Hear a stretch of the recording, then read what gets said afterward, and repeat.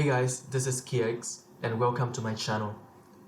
I'm making this video today to show you how I do macro controls in Cubase.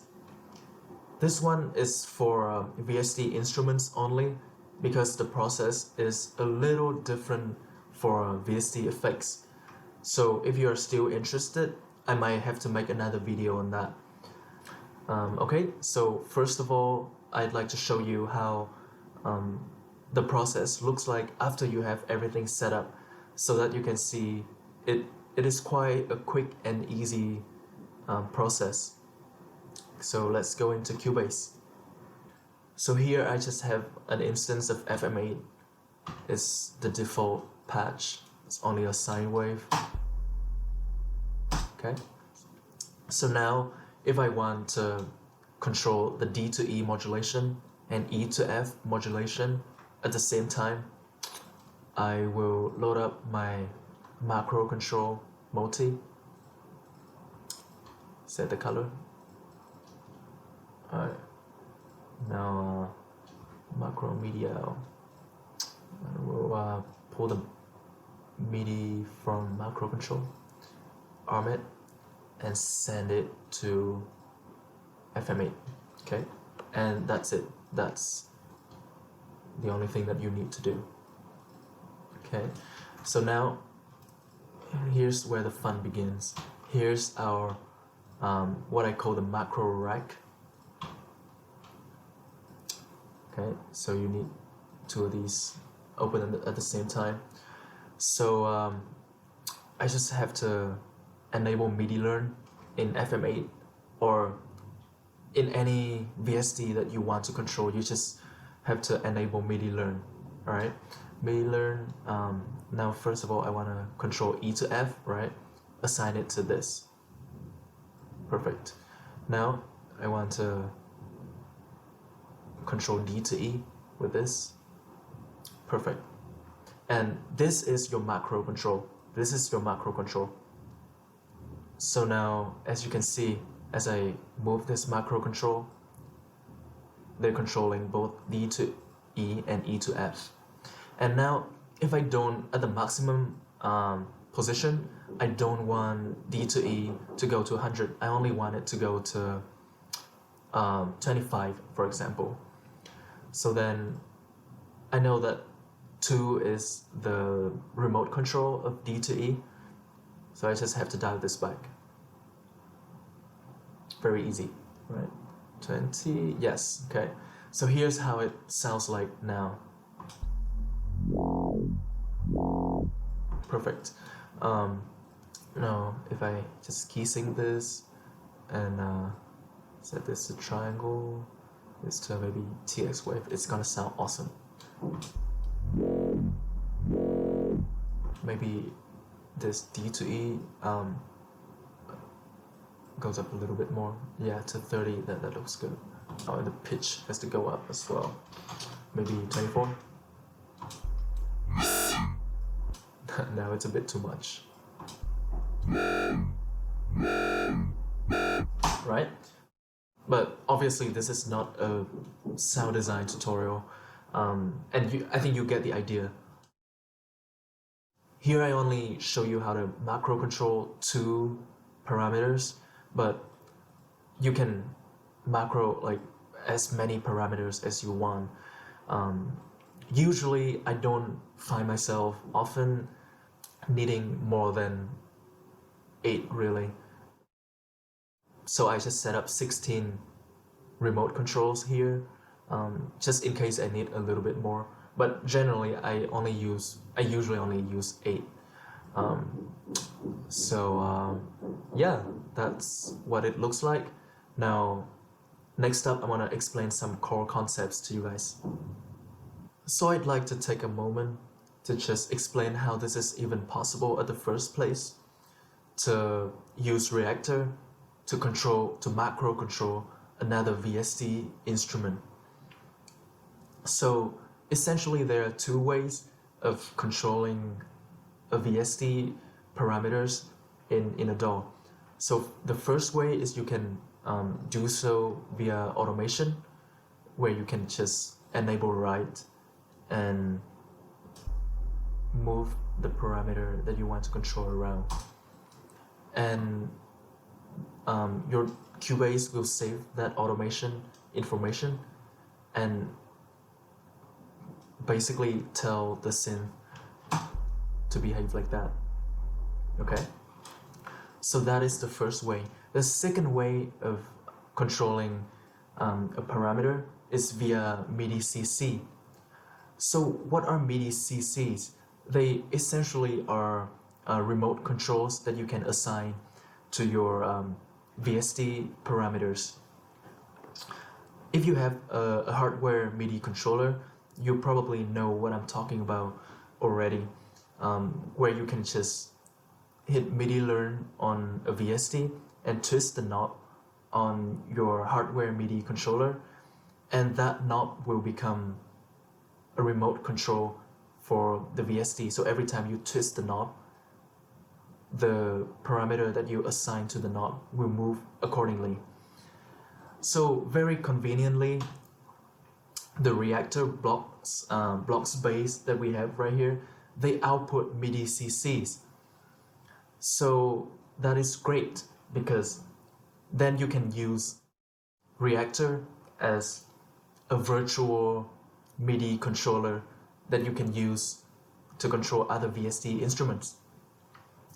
So as you can see here, each of these two units,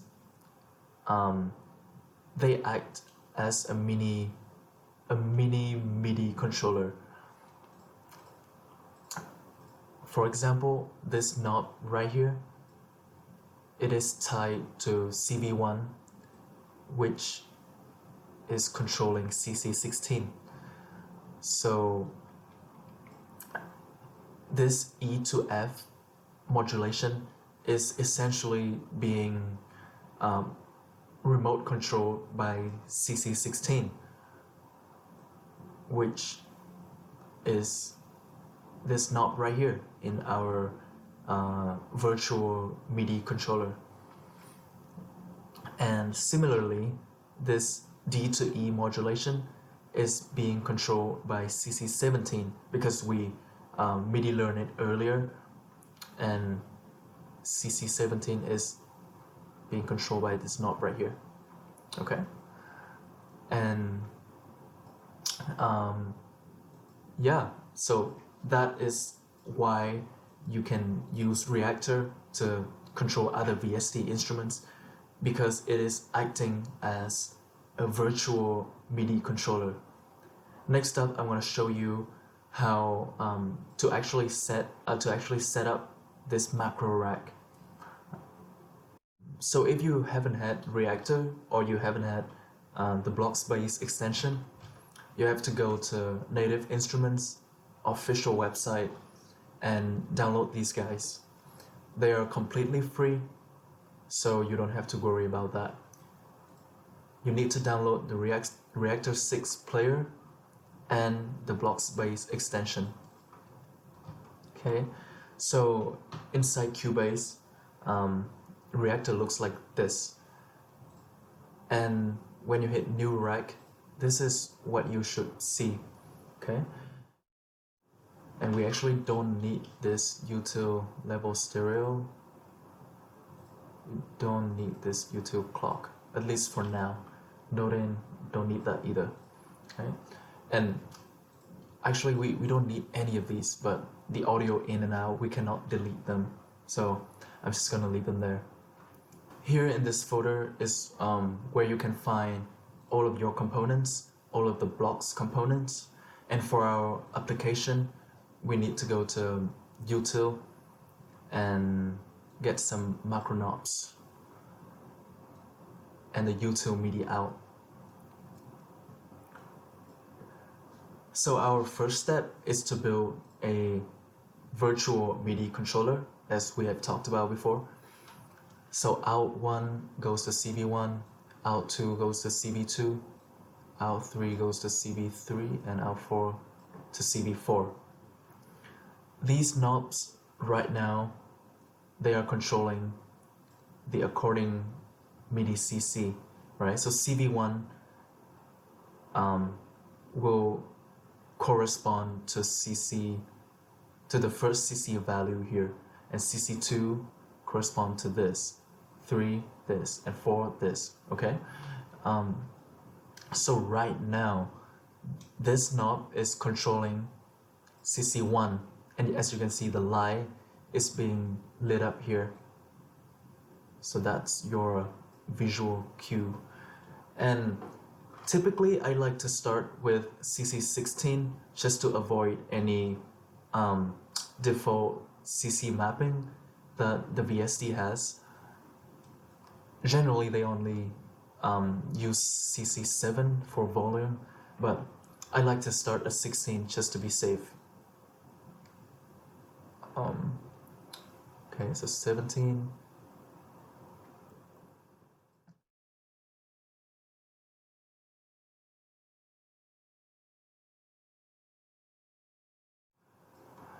Okay, so now this knob is controlling CC16, this one is controlling CC17, and 18, 14, as you can see. Okay, so our next step is to add a MIDI track. And this MIDI track will grab the MIDI information from our macro control and output it to the VST instrument that you want to control.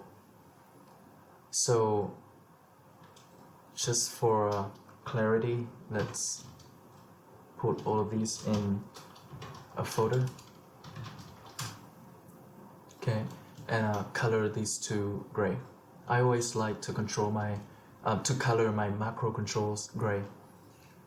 Now this, let's name it macro controls 2, macro MIDI out 2. Okay, so first of all you need to grab the MIDI information from Reaktor, so macro controls to MIDI out, and you don't connect it anywhere, but rather use MIDI sense to send it to up to 4 VST instruments that you want to control.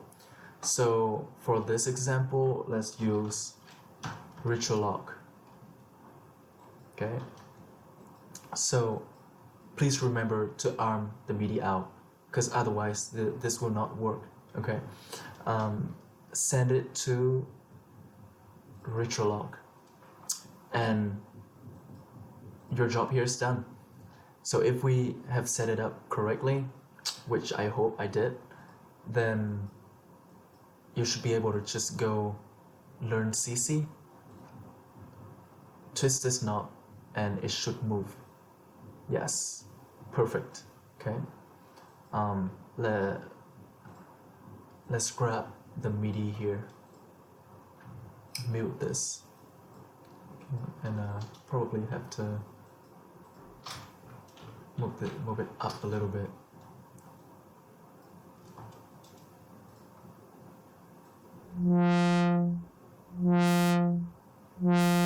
Perfect. So now we have set up a virtual MIDI controller for our VSTs. So the next step is to grab another macro knob, another set of macro knobs, and I like to rename this just so I don't get confused later. So I tend to just name this by the CC destination numbers. So this is CC 16 to 19, as you can see here, and I might just copy paste this here, and this is the actual macro knobs. Okay, so now if I want to, let's say, control the cutoff and the resonance at the same time, so I have to learn CC and remote control, set up the remote control number 2 here to control resonance. Perfect. So now CC16 is controlling cutoff, and CC17 is controlling the resonance. So now in order to make this macro knob one, controlling both of these at the same time, you need to route out one to modulation slot A. Click on A and it'll show you the range of our remote controls. Okay, so just to make it easy for you to understand, let's set the modulation range to maximum. So now the cutoff and resonance should move from the minimum position to maximum position as we move this macro knob.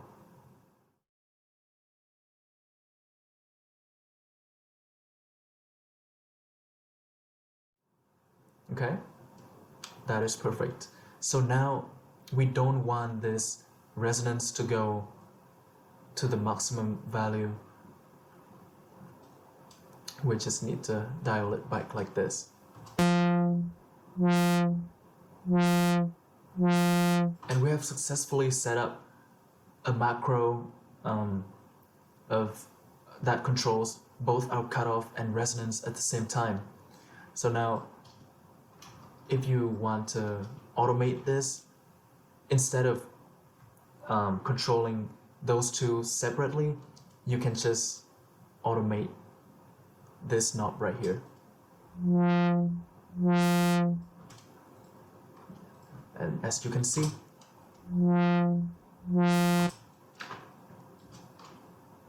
it is very easy. Okay.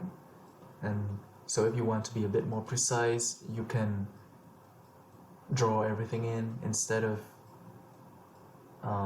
performing it like I just did.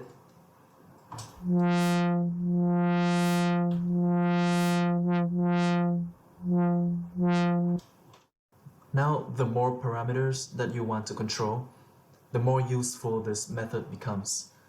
One thing to pay attention to, though, is that before learning, before hitting Learn CC, I usually like to mute the CC destinations that are being used, because sometimes, as you can see in here, when the CC is still when it is still outputting MIDI information, that can mess up your MIDI learn process. So if I hit Learn CC now, the distortion probably will pick up CC16, and that is not what we want. We want it to go to a different MIDI CC, which is 18 in this case. Okay, so I usually mute the ones that are being used before Learn CC. Okay, so now distortion is being controlled by this remote control. So now we unmute these two, and if we play this now, you can see and hear that the distortion is being added as the macro knob is being moved up and down. Hold up, why is it? Oh, because, so see, you have to set the modulation range first. Okay, perfect. Now if we need to dial this back a little bit, just very easily. If you don't want it to start at the minimum position, you don't want the minimum position of the macro knob to be the minimum position of the distortion. Just need to set this to the minimum position and move it up a little bit. Okay. So it'll still move relatively to the macro knob movement, but it doesn't start at 0. Okay, and we can even invert this, which is really cool. So just set is starting position. So say I want it to start at this position when the macro knob is at 0, and as the macro knob moves up, I want it to go inversely Okay, so the distortion amount will decrease as the macro knob is being moved up. So, okay.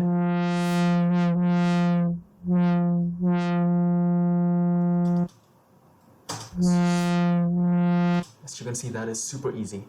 So now, let's say I want to set this to multi, and I want to control the number of voices. I don't know if this is, you can learn CC learn, that's super cool. Okay, so mute these first. So I want to learn CC and assign it to this knob.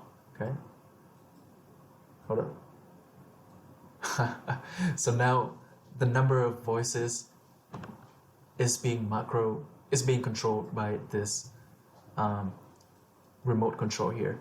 And now if we want the number of voices to go up as the macro knob is moving up, then we just need to do this. Okay, hold up. Okay.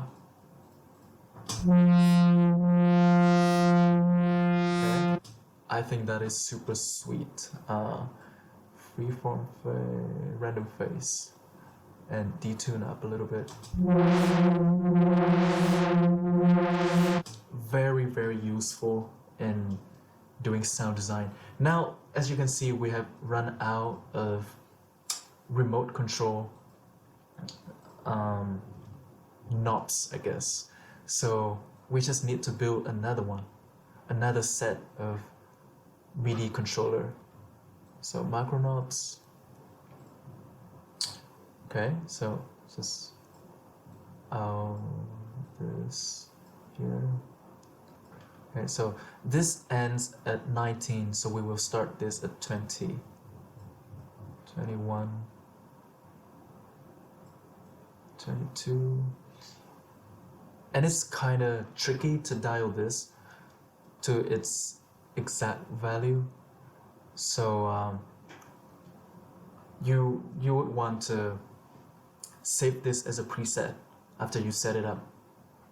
Okay, so you want knob A to also control these. So just mute this. You can mute the entire remote control by clicking this. So MIDI learn the detune and learn it to here. Okay, all right. Unmute this.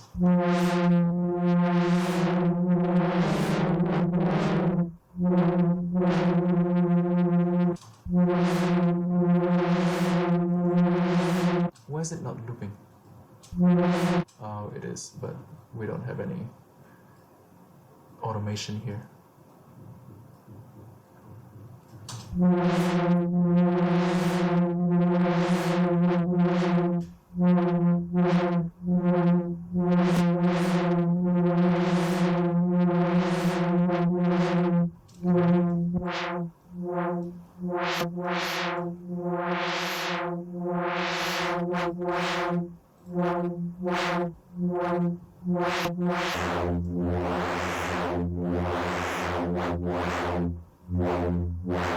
Okay, all in one automation lane. And as I said before, the more parameters that you play with, the more useful this becomes. And I really like to do this in my sound design sessions, where I just macro a macro knob to everything and basically resample the result and use it later in my productions. Finally, I just want to end the video with some pros and cons and some things you might want to pay attention to when using this method. So first of all, I just want to reiterate that this is a workaround after all, and even though I find it a very elegant workaround compared to some other methods that I have used in the past, you may still find it kind of finicky at times, and that is just the nature of every workaround. And I highly recommend saving this as a track preset. So you just go save track preset here. I've already saved it as macro control.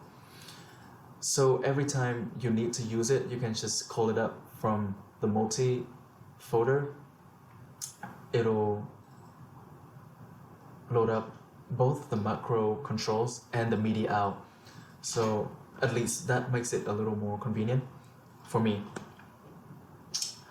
Another thing is that this method only works consistently with VST instruments, not with VST effects. The reason being most VST effects don't support MIDI learn. And for this reason, I have to use a workaround for VST effects. And because this video is already too long, I might have to make another video on that. But if you want a hint, I use this software, Cubase Element. You can find more details about it on their website. I'm pretty sure that now it is a donationware as far as I understand it. I think you only have to donate either $1 or $5 on their Patreon in order to download this software. It is a great software, but I won't go into more details than that. Okay, so another thing I want you to pay attention to is this preference in editing, project and mix console. I leave this unticked, enable record on selected MIDI track, because this preference makes it very inconvenient to use this macro control setup. Another thing you might want to pay attention to is that there are some VST instruments that remember their MIDI assignments across instances and across sessions. So the only one that I know of that does this is Bazil, but basically all of the UHI VST instruments. So what they do is that if you MIDI assign it to a MIDI CC value in this session, it will remember it in the next session. And even worse, it remembers this value across all the different instances. If you use more than one instance of Bazil, for example, in a session, every single one of them will have the same MIDI assignment, which can be convenient if you have a hardware MIDI controller, I suppose, but for our purpose here, it makes it very inconvenient. So just pay attention to that. Okay, only two more things, so please bear with me. So first of all, this one is quick. Render in place. Render in place doesn't work with this method. If you just go render in place right here, it just outputs this thing, whatever it is. So it doesn't work with render in place. Now it does work when you export it to audio mixdown. It does work as long as you leave this record enabled. It will work, but render in place doesn't work. So if you want to resample this, you have to either export it, that's the first option, or you have to set up an audio track and a group track, and you can resample that way. You can find out more tutorials on that on YouTube. And so finally, it can get confusing very quickly when you use this method. So now looking at this, you have no idea what CC16 is controlling.